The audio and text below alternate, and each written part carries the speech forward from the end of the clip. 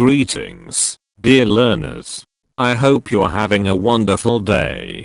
Today, we are going to embark on an exciting journey of learning and discovery as we delve into the fascinating world of the introduction to fish propagation lecture notes.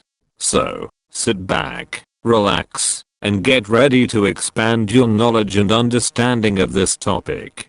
And as always, please take care and stay safe. May God bless you always. Welcome to the Teacher Lumaban YouTube channel.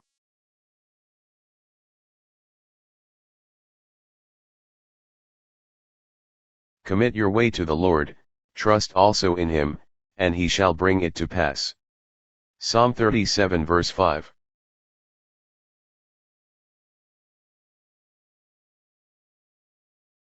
Fish propagation, also known as fish breeding or fish reproduction, is the controlled breeding of fish species for various purposes, such as stocking fisheries, aquaculture, or conservation efforts. Functional knowledge is essential for successful fish propagation, and it requires an understanding of the reproductive biology, environmental factors, and management techniques involved. Ang pagpaparami ng isda, na kilala rin bilang pag-aanak ng isda o pagpaparami ng isda, ay ang kinokontrol na pagpaparami ng mga species ng isda para sa iba't ibang layunin, tulad ng stocking fisheries, aquaculture, o mga pagsisikap sa konserbasyon. Ang kaalaman sa paggana ay mahalaga para sa matagumpay na pagpaparami ng isda, at nangangailangan ito ng pag-unawa sa reproductive biology, mga salik sa kapaligiran, at mga diskarte sa pamamahala na kasangkot. Here are some key areas where functional knowledge is applied in fish propagation. Narito ang ilang pangunahing lugar kung saan ginagamit ang functional na kaalaman sa pagpapalaganap ng isda. Understanding the nutritional needs of fish, this knowledge can be used to develop diets that will optimize the growth and reproduction of fish. For example, fish that are raised in captivity often need to be fed diets that are higher in protein than the diets of wild fish. Pag-unawa sa mga pangangailangan sa nutrisyon ng isda, ang kaalamang ito ay maaaring gamitin upang bumuo ng mga dieta na mag-o-optimize sa paglaki at pagpaparami ng isda. Halimbawa, ang mga isda na pinalaki sa pagkabihag ay madalas na kailangang pakainin ng mga dieta na mas mataas sa protina kaysa sa mga dieta ng ligaw na isda. Understanding the environmental conditions that are ideal for fish breeding, this knowledge can be used to create artificial breeding environments that are more likely to produce successful spawns. For example, the temperature, pH, and water quality of the breeding environment can all have a significant impact on the success of a spawn. Pag-unawa sa mga kondisyon sa kapaligiran na perpekto para sa pag-aanak ng isda, ang kaalamang ito ay maaaring gamitin upang lumikha ng mga artipisyal na kapaligiran sa pag-aanak na mas malamang na makagawa ng matagumpay na mga spawn. Halimbawa, ang temperatura, pH, at kalidad ng tubig ng kapaligiran ng pag-aanak ay maaaring magkaroon ng malaking epekto sa tagumpay ng isang spawn. Using technology to improve fish propagation, there are a number of technologies that can be used to improve fish propagation. For example, artificial insemination can be used to fertilize eggs without the need for live fish, and hatchery equipment can be used to raise fish larvae in a controlled environment. Paggamit ng teknolohiya upang pahusayin ang pagpaparami ng isda, mayroong ilang mga teknolohiya na maaaring magamit upang mapabuti ang pagpaparami ng isda. Halimbawa, ang artificial insemination ay maaaring gamitin upang lagyan ng pataba ang mga itlog ng hindi nangangailangan ng buhay na isda, at ang mga kagamitan sa hatchery ay maaaring gamitin upang magpalaki ng mga larvae ng isda sa isang kontroladong kapaligiran.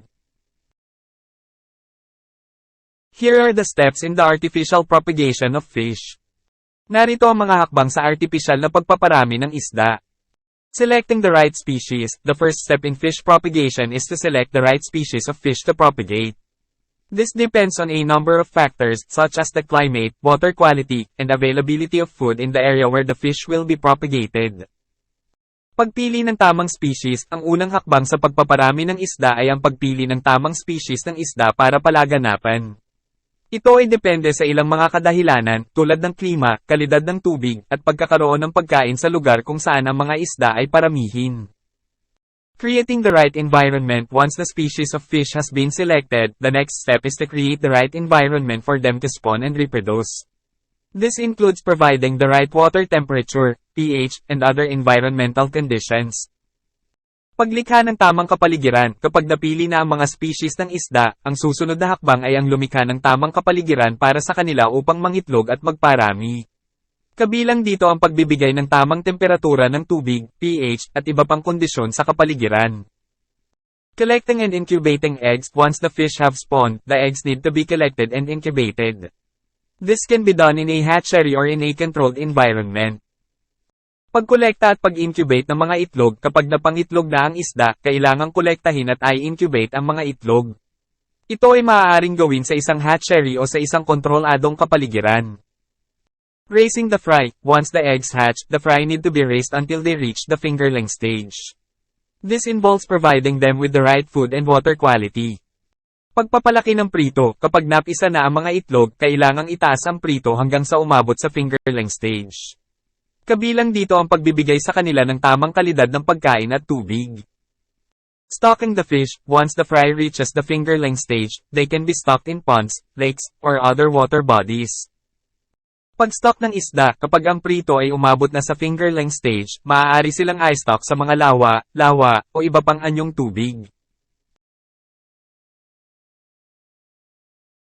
By applying functional knowledge in fish propagation, it is possible to increase the production of fish and improve the quality of fish stocks.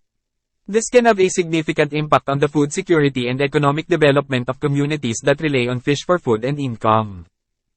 Sa pamamagitan ng paglalapat ng functional na kaalaman sa pagpapalaganap ng isda, posibleng mapataas ang produksyon ng isda at mapabuti ang kalidad ng stock ng isda. Ito ay maaaring magkaroon ng malaking epekto sa seguridad sa pagkain at pag-unlad ng ekonomiya ng mga komunidad na umaasa sa isda para sa pagkain at kita. In conclusion, functional knowledge is essential for successful fish propagation. By understanding the reproductive biology, environmental factors, and management techniques involved, we can improve the production of fish and improve the quality of fish stocks. Sa conclusion, ang kaalaman sa pagganap ay mahalaga para sa matagumpay na pagpaparami ng isda. Sa pamamagitan ng pag-unawa sa reproductive biology, mga salik sa kapaligiran, at mga diskarte sa pamamahala na kasangkot, maaari nating mapabuti ang produksyon ng isda at mapabuti ang kalidad ng stock ng isda. I can do all things through Christ who strengthens me. Philippians 4 verse 13.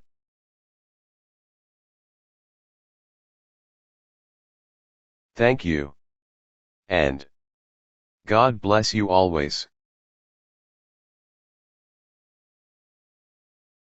I hope you found a lecture on agriculture and fishery arts insightful, and gained new knowledge.